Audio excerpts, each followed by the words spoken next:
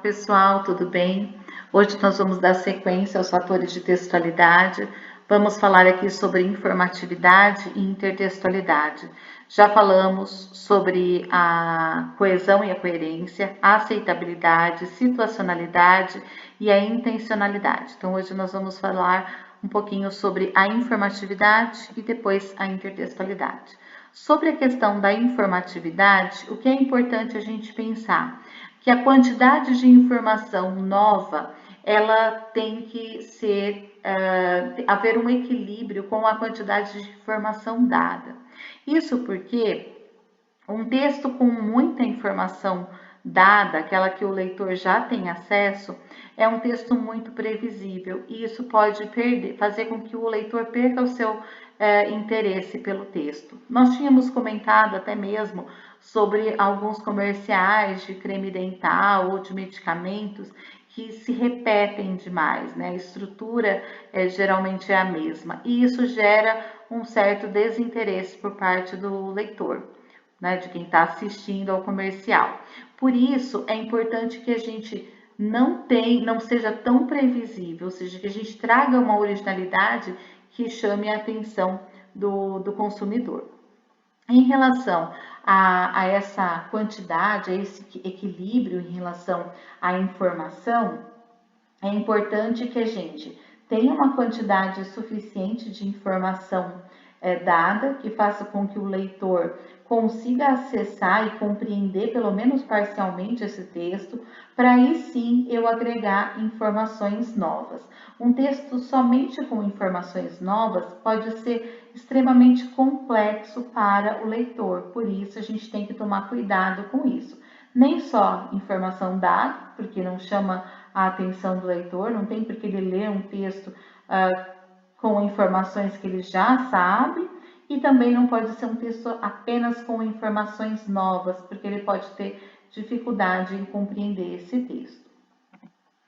Em relação ao outro fator de textualidade, nós temos ali a intertextualidade. O nome já diz, é um diálogo entre textos. Então, obviamente que para a gente compreender esse diálogo, a gente precisa conhecer o texto primeiro, que serviu de base para esse outro texto. Por isso que aparece ali, né? Concerne aos fatores que ligam a utilização de um texto dependente do conhecimento de outro texto. A gente precisa recuperar esse texto anterior. Um texto constrói-se em cima do já dito. Para ilustrar, nós temos aqui o poema do Manuel Bandeira, cujo título é O Último Poema.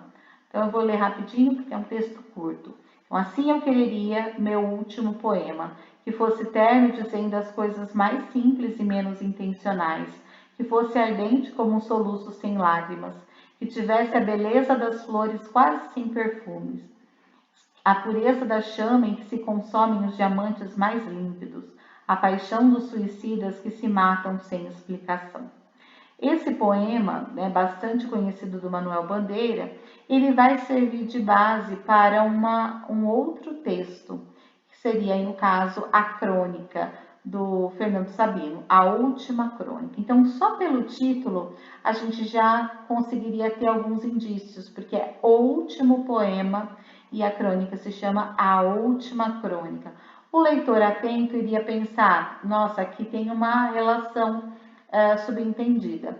E um outro ponto importante é esse primeiro verso. Assim eu quereria meu último poema. Porque logo lá na crônica, o cronista vai destacar bem aqui, ó, sem mais nada para contar, curvo a cabeça e tomo o meu café, enquanto o verso do poeta se repete na lembrança. Assim eu quereria o meu último poema. Não sou poeta e estou sem assunto. Então aqui ele está falando, buscando um assunto para a crônica dele, e é uma temática bem comum em algumas crônicas, né? Essa busca pelo assunto, e ele fala desse verso do poeta, ele nem não cita o Bandeira explicitamente, mas ele fala esse verso do poeta, assim, eu quereria o meu último poema. Aqui ele dá indícios, né, claros, de que ele vai dialogar com esse poema. E ele, não vou ler o texto porque ele é longo, mas vocês podem pausar e ler, e qualquer coisa a gente vai conversando depois.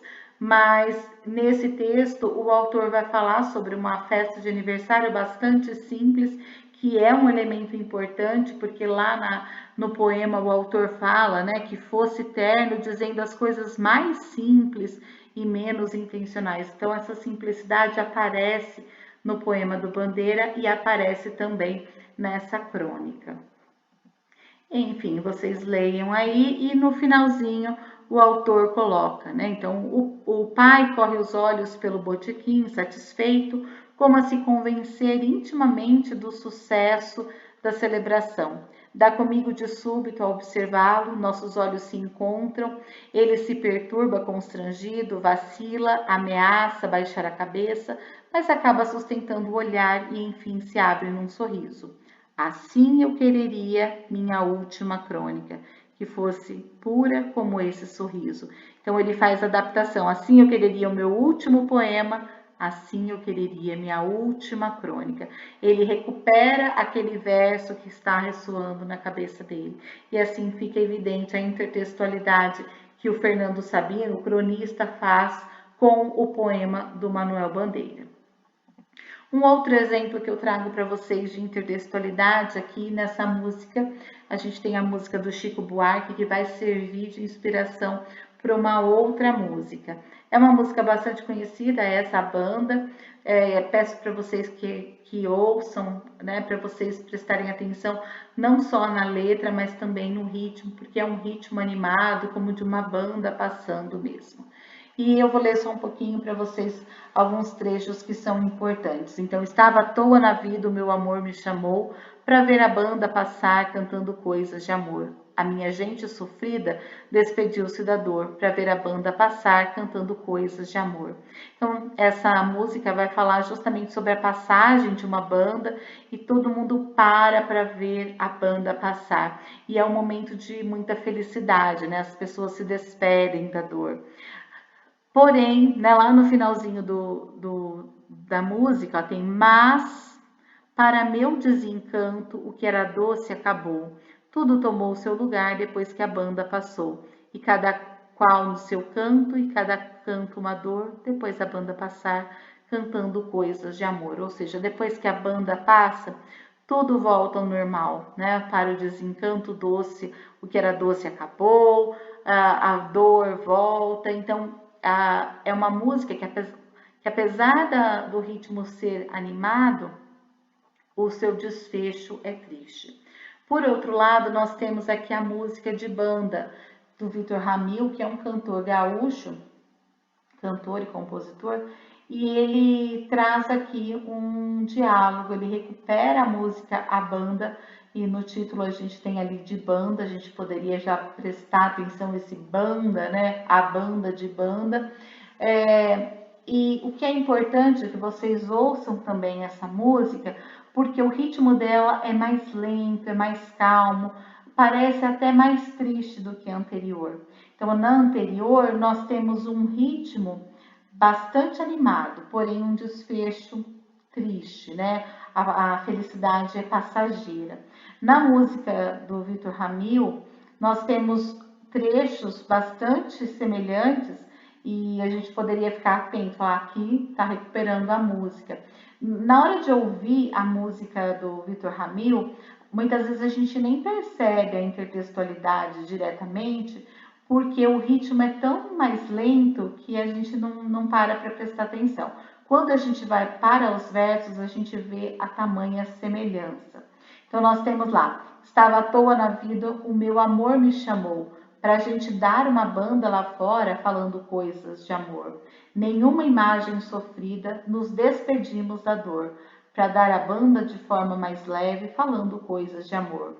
E por aí vai, né? Então ele vai falando sobre esse momento em que o casal aí se encontra, né, para passear e se dar de banda lá fora. E o que é importante a gente pensar? Que essa música, ela tem um desfecho muito mais feliz do que a anterior, apesar do ritmo ser mais lento, mais triste. Então, nós temos lá no finalzinho, esse trecho, ó. Trocamos nossos antigos lugares, né? Desculpa aqui, ó. Depois, jamais desencanto. Lá na música era, ó, mas para meu desencanto, o que era doce acabou. Aqui, depois, jamais desencanto. O que era doce durou. Trocamos nossos antigos lugares por um que nos encantou. Vivemos no mesmo canto, em nenhum canto uma dor. É como a gente de banda lá fora falando coisas de amor. Ou seja, depois desse momento nós não temos mais dor. O que era doce durou, não acabou. Né? Então é um desfecho bastante feliz. Então há até uma inversão. Na música anterior, um ritmo alegre com um desfecho triste, e nessa um ritmo mais calmo, mais triste, melancólico, porém com um desfecho muito mais feliz. Então, nesses dois casos, tanto do último poema e a banda, nós temos ali por meio outros autores, né, no caso Fernando Sabino com a última crônica, que recupera o poema do Manuel Bandeira, e nesse caso o Vitor Ramil, que recupera a música do Chico Buarque, ou seja, nós temos casos de intertextualidade. Logo a gente volta para falar de outros casos de intertextualidade. Bem, até mais, um beijo.